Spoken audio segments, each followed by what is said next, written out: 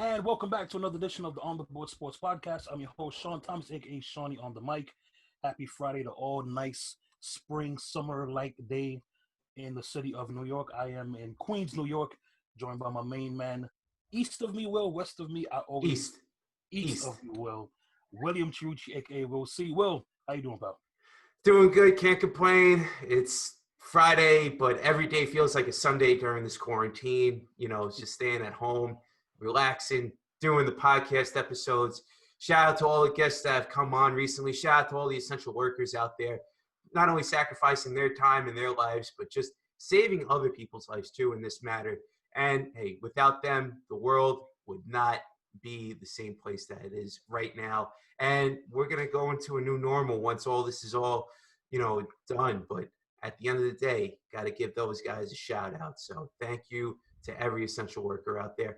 And Sean, we have a very special guest with us. Joining us from MSG Networks and ESPN is the one and only Monica McNutt.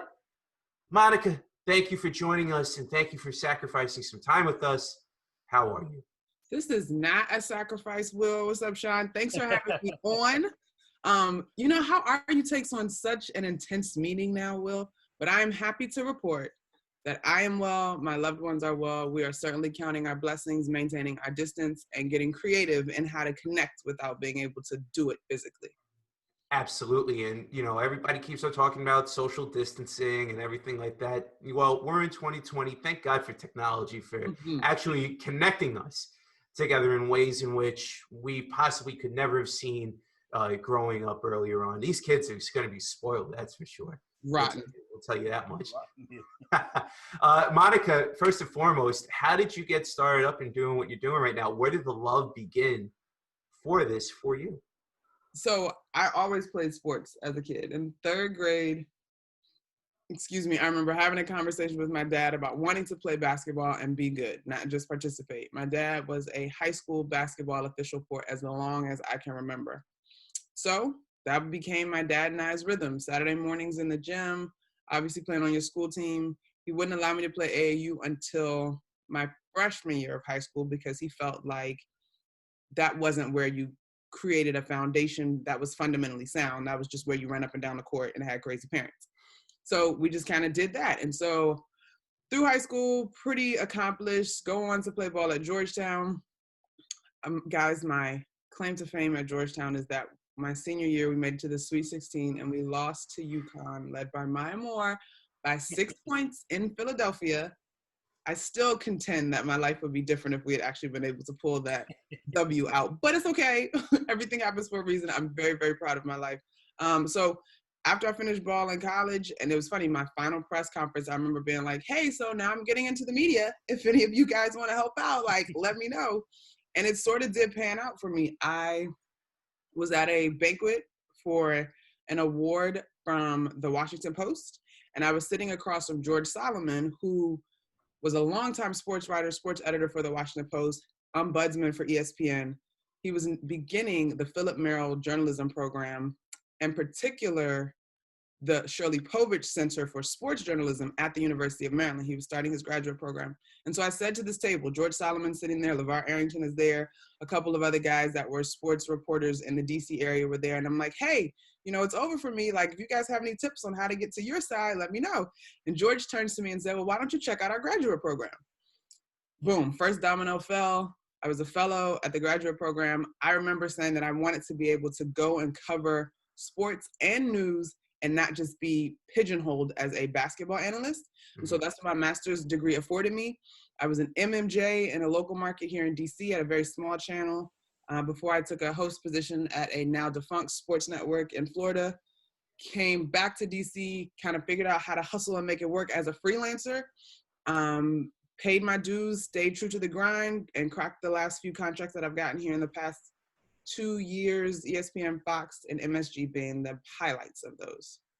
That's awesome, Monica. That's really awesome to hear. And especially since you're down in Washington at that point in time, what was it like for you having to cover not only, just seeing everything in general, right? You got the Capitals winning the Stanley Cup in 2018. You got the Nationals 15 months later going out there and beating the Astros in the World Series. And you had even the Washington Mystics doing their thing as well. They were doing their thing with Elena Delle Donne. They're doing their crazy, crazy stuff. What was it all like for you at that point in time? When the Caps won, I was still trying to figure it out. I was doing some substitute teaching. Like I was trying to make this thing work because Right. I remember having this sort of paradox, like, can I go back to doing this in a way that can sustain my life? I'd always have full-time sports jobs or television jobs up until 2017. So I remember going down to the Caps parade, and that was one of my first exercises and pitching myself. I was like, hey, I have these skills. I can go down to a video on the parade. You know, we could talk prices, whatever. Now, it ultimately didn't pan out because we had some cryptancy issues with like how the data was input into the laptop, but whatever. It was one of the things that was a seminal moment for me in that, hey, you can do this. Part of the game is letting people know that you're available and interested and capable of putting out good work. And so the Caps Parade was so lit because we are a city that had been starved for a title for so long. That's right. The city loves the football team, and the football team has been torturing the city for a long time. Yes, they have been. Yes, they have been. And then, like, if we keep it a buck, guys, there was this interesting juxtaposition because the Capitals fan base is not Black. Like, let's keep it 100, right? It's a lot of the suburban folks that flood the city. Now, granted, the Caps atmosphere in 2011, while I was interning at NBC4, they were also in the playoffs, and that was my first experience in that space. That atmosphere is crazy. Like, it is fantastic. Yep. But it was interesting to kind of see true Caps fans versus like we support DC sports fans, and then the parade was just this magnificent conglomerate mesh of all of it, and everybody was just down to celebrate. Nobody was checking your credentials about how legit you were as a Caps fan. Absolutely. And you know, they wound up winning the Cup. Like I said, the aforementioned Nationals wound up winning the World Series, and they throughout national media they haven't gotten any recognition at all. But you know, we'll leave that for another point in time. Sean, I know you have a couple of things you want to ask Miss McNutt here. Annika, Buckets, Boards, and Blocks, the podcast. You are a podcaster just like me and Will. How did that start up for you? So shout out to my amazing producer, Bruce Bernstein. Pure Hoops Media is a couple of guys. Well, Bruce is a former ESPN guy, and Eric Newman, his partner, does a bunch of stuff with Showtime. He's actually one of the producers of All the Smoke, which we love. Right. They kind of came after me. I mean, and this is another thing, and I don't want to get on a soapbox on our podcast discussion today, but I think it's so important. And I always say you take yourself with you wherever you go. Mm-hmm. Mike Wise, who's a friend, national guy, used to work in New York, The Post, like now is doing his thing in a bunch of different places. And then someone that I worked with at the now defunct sports station in Florida knew Bruce. And so when they were looking for a female voice to add to their roster, those folks were pumping my name and I had no idea. So when we finally had a conversation, they're like, we've heard great things about you. And I'm like, oh, you have? Like, I mean, I'm very mindful of my reputation, but you never know who you're talking to. You know how the game goes. Right. So those guys came after me. We came up with the idea for my pod. I joined in on the family. My producer, Bruce, my editor, Ben, have been fantastic. And we just get after it. It's a great space to kind of have the conversations that I want to have, bring the guests on that I think are interesting, and have fun things to say about the game. That's amazing right there. That's definitely amazing. So you mentioned the UConn loss, and I want to ask you about women's college basketball, because back then they were winning every single year. Every year, boom, boom, championship. And the talk back then was, is it good for the sport that one team wins all the time? Now, the past couple of seasons, UConn has won. We've seen Mississippi State win, the Notre Dame win. So it's like a two-part here. The first part is, did you think all the winning UConn did, was it bad for the sport? And number two, what do you think is the state of women's college basketball now? Okay, let me ask you this. Do you take issue with the Patriots? Yes or no? Okay, is Bill Belichick and Tom Brady, former tandem, right, is dominance bad for football? Technically, no. Okay. Will, what you got? I'm a Jets fan. I'm a Jets season ticket holder, so you know my answer already as it is. Years upon years upon years of them crushing our hearts, with the exception of 2010 in the playoffs. So, you know, listen, I get it, but I can't let my fandom talk about it. Okay, They've all right, done let's some move great on. things. Let's go a little bit more neutral. Were the Warriors in their dynasty 3 out of 4, right? Did you guys take issue with the Warriors? No. All right. And we're all a little young, but I would argue that folks were not having this conversation about UCLA back in the day under Wooten, right? Very So, true, yeah. no is my answer to that. And it's similar to Will not being able to answer the question about the Patriots.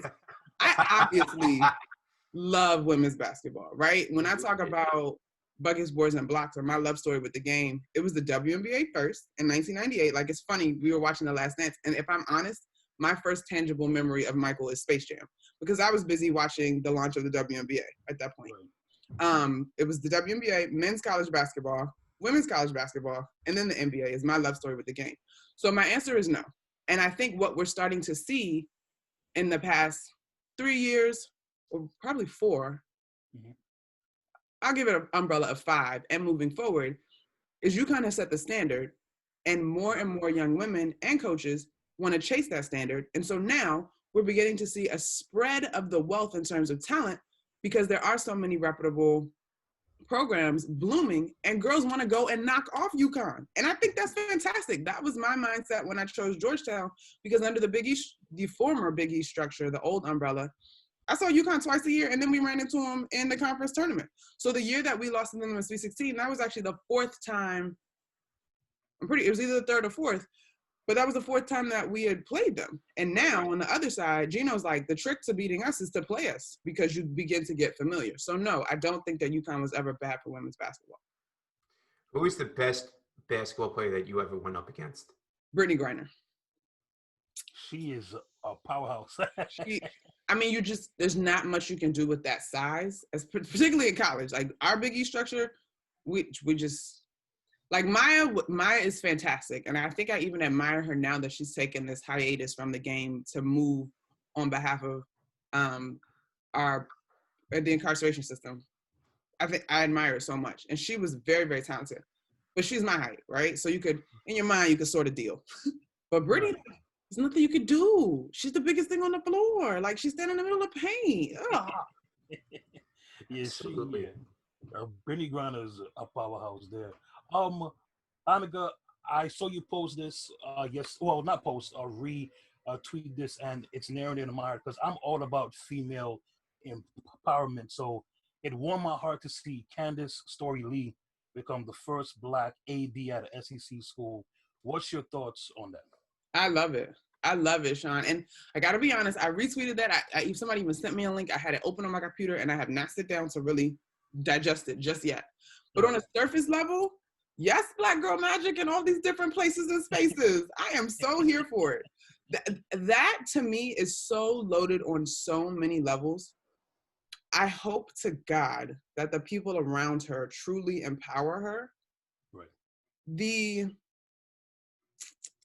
So you guys are New York guys, so you won't take any offense to this, but I think the experience of Blackness regionally, right, varies. And I think that's something that cannot be understated. Unfortunately, recently in the news, the case of Ahmaud Arbery, Georgia, Breonna Taylor, St. Louis, there are certain areas in our country where the history of racism is a little bit deeper. Right. When I think of the SEC, now granted, my boyfriend went to Tennessee, like, he thinks football first, I think of racism. Like, I gotta be honest. So to see this being done in the SEC in Vandy just warmed my heart on another level. And so I truly hope that she is empowered and given the same graces that we would see a white man in that position given if everything doesn't pan out immediately. Because sometimes that position, you have to play the long game, but boosters are real and pressure is real, and navigating this coronavirus thing and football that's a whole nother level too. So I really hope that she is given an opportunity to flourish and the supports that she should be given. Monica, I got to ask you this. As far as women's sports goes, how can women's sports grow onto a platform like none other that really nobody has ever really seen before in your mind? Well, it's a really interesting question. And I got to be honest, this conversation has only become prevalent might be too strong of a word, but I have only become more aware of this conversation in the last couple of years. Right. And this may not be good, but honestly, for me, I loved my teammates. I loved my experience. I walked away from school with no debt, so I could care less, right? For me, the things that I was pursuing, all the boxes were checked. So whether you were watching or not had nothing to do with the fact that I have no debt and had a great experience, right? Right. Now, I also did not pursue a professional career. If there were more eyeballs on the WNBA, for example, would there be more money? Like, do all these things now intersect? For sure. But I do think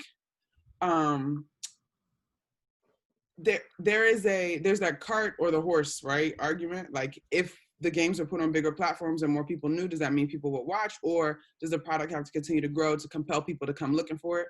I do think things like ESPN moving the draft to the main channel in the midst of nothing going on because of COVID was a big deal. So platforms matter, but I also think as the generation behind us is growing older, they are less cognizant of the difference than we were or our parents were because they just appreciate the game. Right. Okay. I think it's happening in time. Okay, that's very interesting right there. Very, very interesting. Very interesting. Annika, speaking of the draft, Sabrina Ionescu, first overall pick, all the hype surrounding her that she's going to be great and great and great. She's going to have a lot of pressure on her, especially coming to New York, the Liberty moving to Barclays. Just how great do you think she could be? Oh, Sean, you really want me to tee up a slightly unpopular opinion? Let's hear it. Let's hear the unpopular opinion. Sabrina is fantastic. I had an opportunity to cover her at Oregon. They played Syracuse. I called that game. She's great. I do think there's going to be a curve for her, though. Okay. She dominated the ball at Oregon. Fantastic basketball IQ. Wouldn't be surprised if she still managed to rack up the assist category in the W. But I just don't want us to underestimate the next step up in terms of talent in the WNBA, right? Do I think Sabrina's going to be a terrific pro? For sure. Would she be my pick right this second to go Rookie of the Year? I don't know. And I'm not saying no, but I'm not going to say yes 100% either. I think at her position, at her size, there's a little bit of a curve that people have to equate for. And remember, New York is she's surrounded now by a bunch of tremendous guards. And Asia Durr out of Louisville, Kia Nurse, a UConn chick, and then you've got Amanda Zauby, who can run that pick and roll with her. Right. That's going to be a young team. So I think Sabrina, what I will say is there was not a better marketing move, and we talked a little about growing the brand of the WNBA. There's not a better marketing move to me than for New York to have that pick Sabrina to go there, because I think she's the next big star, whether she's Rookie of the Year this particular year or not, because of the audience that she's already captivated. Right. To stay on the Liberty here for a second with you, Monica, Tina Charles wound up getting traded out. Obviously, everybody knows Tina Charles being from Queens, Christ the King, wound up getting drafted by the Liberty, everything like that. Was it a surprise for you in a sense to see a person like Tina Charles get moved like that? I'm trying to think before I say this if this is accurate. I have a high school victory over Christ the King. Shout out to us. But I think Piff was still there. I think Tina had already graduated. Okay. But anyway, I just had to get that little plug in, you know what I'm saying? Get it where you fit in. Okay, was I surprised? Yes. When I got the tweet came across or the alert, I was like, oh, wow. But then when I thought about it a little bit more, Will, no, I wasn't. Again, we go back to that conversation about the league growing. Right. This happens in the NBA all the time, right? Like, guys have not been able to get it done in a particular area. Their window's beginning to close. Let me put myself in the best position. Tina didn't just get traded to Phoenix. Well, if D comes back, like, Phoenix could be a contender easily. But she got traded to the reigning champions, Tina Charles and Elena Delle Donne. Like, what? What? You know what I mean? So I think that was a business move for her, and I think it was a really smart move. So the initial thing was like, yeah, because there are some people that you just think of as staples to an organization. Right. But the WNBA negotiated the new CBA, that things have changed this summer and are changing. I think in terms of the big picture, this is a good sign. That's very well said. Annika, over the past 5 weeks, we all saw the MJ doc, The Last Dance. A lot of thumbs up, but we're hearing Horace Grant got beef with MJ now. Scotty got beef with MJ now. What was your take on what we saw over the last month and a week? All right. So, guys, I loved it. However, there's a couple asterisks for me. Okay. And on my pod, you mentioned, Sean, we had David Aldridge and Andrea Kramer, who to me, in that documentary, were probably the only people. Well, J.A. Adande popped up some. Right. I don't even know if I would say Wilbon is objective because he makes no attempt to hide his friendship with MJ at this point. Well, he's from Chicago, of course. Right, and he's from Chicago. Yeah. So I would just kind of stick with those three, right. J.A. Adande, David Aldridge, Andrea Kramer, sort of being the most neutral voices we had in the entire documentary. So for me, I could not help but question the entire time, how much of the whole story are we getting versus what MJ wants us to know, right? Now, granted, he's the victor, like history is told by the victors, I totally get it. But for me, I had a hard time separating that from a journalistic point of view. Did I enjoy it? For sure. Did it bring things to my attention in the forefront of my mind in terms of MJ's greatness that I don't remember at 8 years old? 100%. But my thing is like, all right, so who's going to do the one that's a little bit more journalistic based so I can get the whole Craig Hodges story, so I can find out a little bit more about Sam Smith and not just solely pin the leak being Horace Grant. Like, you know what I mean? Like, I have more questions. Right. Understood. Understood. Annika, so I've seen you covering games, like you said, and then I also saw you on MSG at home with Alan Hahn, who's also been on this show, and John Wallace, and also Bill. Bill is a great guy. How was that with doing a show with those guys? Listen, I love those guys. Like, that was whatever day you saw us, but then Wally Zerbiak is in the mix. My boy Cameron Smith is on the show with us. Michelle Gingras is on the show with us. Like, it's a rotating cast, but I love those people. I remember last summer we came in for what was supposed to be just the audition. Like, it was supposed to be a dry run, kind of feel out one another's energy. Like, we hit it off. It was so great. It was so dynamic, so energetic, really good conversations and different perspectives. I love all those guys. I mean, Hahn has been on the Knicks beat, like he's truly cut his teeth, earned every chops. Like, you can pull him up on ESPN, but at the same time, like, that's just my guy. Like, we talk trash. Like, I'm joking on him about his Castaway beard. Like, you know what I mean? Like, yeah. He call me a millennial. I'm like, you're old head. Like, whatever. Like, we just go at it. Like, that's my boy. Pito is the consummate professional. We're always sitting in the studio like, you don't want doing the heavy lifting. Like, you have to steer this entire ship. And he does it with such a smile and such a joy about himself. John Wallace has stories for days, and he has a great laugh. He's, like, brilliant. I think underratedly so. Wally, obviously, another guy that brings all of his NBA experience. But I love that our group can be so frank. Like, the other day on the show, I was like, I'm all for an AAU style tournament that's a play-in. John and Alan shot me completely down, but that's fine. It was still my opinion. But it's so sincere, and I don't know how often you get that in television. So I love all those guys. And the episode that I saw, I think he was going through like a magazine for like a recipe or something. No, so MSG was re-airing the Jeremy Lin era games. And Jeremy Lin had an ad in Women's Health magazine. And I was looking for it because we were talking about Jeremy Lin's brand and what New York did for him. And it just felt poignant, but I couldn't find it. And so then it just turned into this moment. That was funny. Well, you talk about unpopular opinions. My unpopular opinion with the whole insanity thing is the fact that, you know, here's a guy that came in undrafted, right? Took over for Carmelo for at least 4 weeks.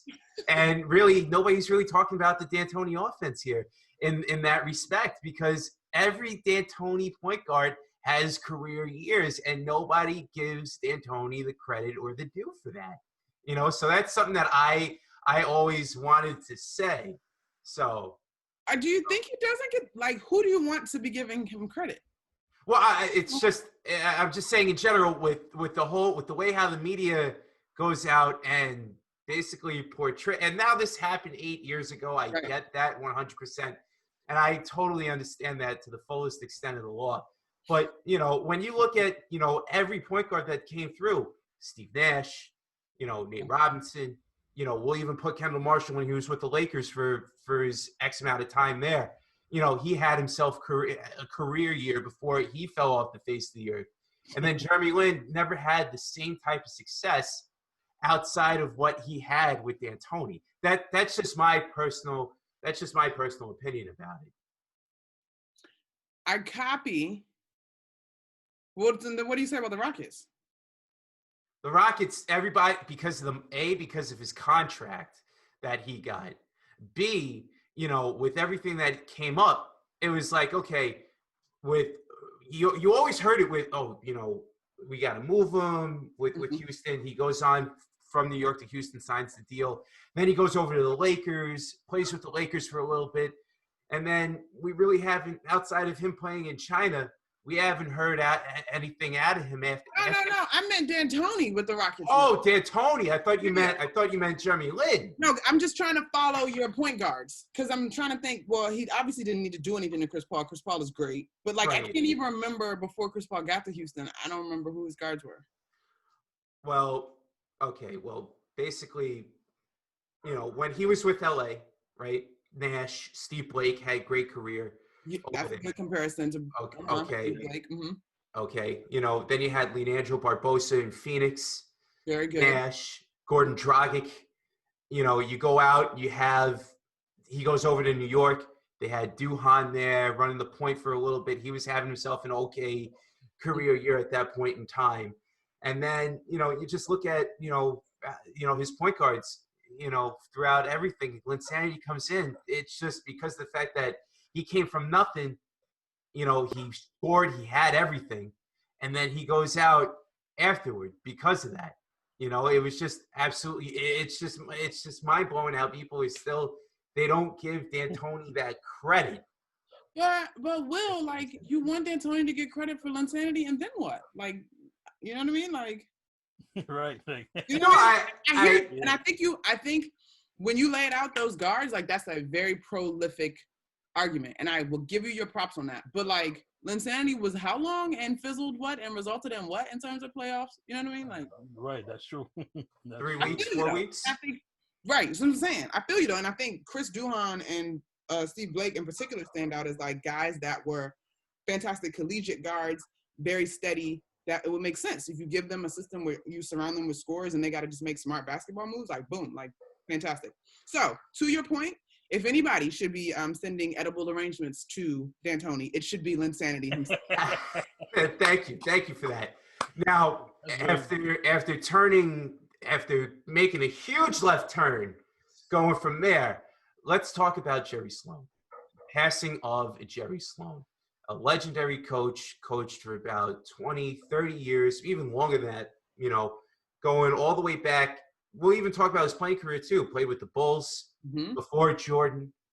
Coaches with the Bulls for 3 years before Jordan got there. Left Chicago, goes over to Utah, and starts one of the more legendary careers one basketball coach can ever have. Now, granted, in the 30 for 30 grand scheme of things, nobody really mentions Jerry Sloan outside of the whole, the Jazz argument. Mm-hmm. But in your opinion, how much of a top coach was Jerry Sloan in your mind, Monica? He's a Hall of Famer. Yes. So I think that says a lot right there. I don't want to speak out of turn because obviously I wasn't front row present for the bulk of his career. But I think when you read up on guys who have poured their heart and soul into the game, it is difficult to be successful at each step along the way. For as much as we love MJ, terrible owner. You know what I mean? Even Phil Jackson, he dabbled in the GM space. That didn't go so well, right? Now, to my knowledge, Sloan has not been in the front office, but for someone to be able to sustain a legacy that is respectable as a player, right? But as a coach, your body of work earned you a Hall of Fame nod. I mean, I think these are the things that today's generation of either future coaches, current players need to understand, that it's the consistency that is the mark of a great person. But then as far as it relates to the game, that's the mark of a great basketball mind as well. So I hope that folks like myself, more of us, sit down and really kind of read up on Jerry Sloan so that you can truly get a taste of the body of work that has earned tip of the caps and nods from so many different people in so many different walks of life and internationally. That's very, Well said. Very well said right there, well Monica. said. Hanukkah, my final question for you is, in January, we lost the legendary Kobe Bryant, and obviously Will being a Laker fan, I know, Will and loved him to death, and we all did. But I want to talk to you about the impact he had on women's basketball, because it seemed like he was just scratching the surface on what he really wanted to do. And we all know that EG was probably going to be, play really, really well. So what were your thoughts on the, the impact that he did and what he possibly could have done until he died? So selfishly, when I was actually covering a basketball game at TCU. I was in Fort Worth. They were playing West Virginia. And the guys in my fantasy football league sent the message first. Somebody was like, yo, like TMZ tripping, like that's not funny. And I was like, y'all cut it out. And then the reports started to trickle down that it was true. West Virginia was having their shoot around. They called it early because Mike Carey had worked with Kobe at some point. I want to say maybe it had something to do with Team USA. And so I remember the girls looking around like, that's not true. Like, is that true? Like, it was a really solemn moment. And then you hear that Gigi was on board. And Right. I remember some of them trying to navigate whether it was all three girls at the time or like, who was it? Right. So when we realized that these reports are true, selfishly, I was crushed for Gigi first. Right. Because I do think that she was the next wave in women's basketball. Right. And she's a kid, like she hadn't lived her life yet. Whereas we have this whole package to celebrate of what Kobe gave to us and gave to the game. Right. It's funny, Sean, because this is such a polarizing concept among women who have loved women's sports for a long time. Mhm. They struggle to separate some of Kobe's missteps over the course of his life Right. and his sincerity in supporting women, period. Right. I am of the belief that people grow. None of us are perfect. And you've got to allow people an opportunity to grow into themselves. While I could understand some folks with the argument that if he really wanted to support women, it wouldn't have taken his daughters to do that. I appreciate that it took his daughters for him to take that to the next level and that he was moving in that space and was proud of being a girl dad. Right. We actually talked about this on my pod with J.A. Adande, who would cover Kobe and the Lakers through much of the early 2000 championship run.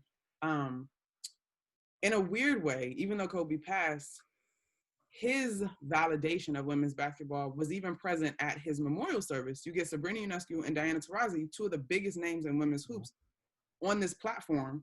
Right. You and I know who they are, but just in case somebody didn't, now you're watching Kobe's memorial and you're inclined to go look it up and see what this is about. And if Kobe, as a basketball mind and basketball great, respected these women, then surely I should as well. It's a tough loss. I mean, I think people are still grappling with it. And I continue to keep Vanessa and the girls in my prayers because I just can't imagine. And then Real Sports actually aired a piece with Andrea Kramer and Kobe in his new office because he was parlaying into this space of being a creative. We saw that he had already picked up an Oscar for Dear Basketball. I want him giving me more detail, right? I want him talking about the debate. I want his commentary on The Last Dance, and we don't get it. So in the one way, if to bring it full circle in The Last Dance, Kobe went out on top, right? Like he had won an Oscar, he went out on top in only a way that Kobe could. But it is tragic. And I think if anything, it is again a reminder that we should, none of us, between Kobe, 2020 in general, COVID, like we shouldn't take not a minute for granted because you never know what's coming around the corner. Absolutely. 100% right on that. Monica, my final question for you is in women's sports right now, and we see right now, we talked about right now with Sabrina going over to the Liberty. We talked about the past with the WNBA and being in for 20 years. But the future of women's sports, okay? Who is that one athlete that you could probably see in college or in high school right now that could basically become, and nobody wants to go out there and proclaim the next superstar, but who might be like the next best thing coming out? Please. Her name is AZ Fudd. She's the top recruit, number one recruit in the class of 2021. She is a DMV chick out in the DC area. Her mom actually is a Hoya as well. She plays at St. John's. You've probably already seen her in Under Armour commercials with Steph Curry.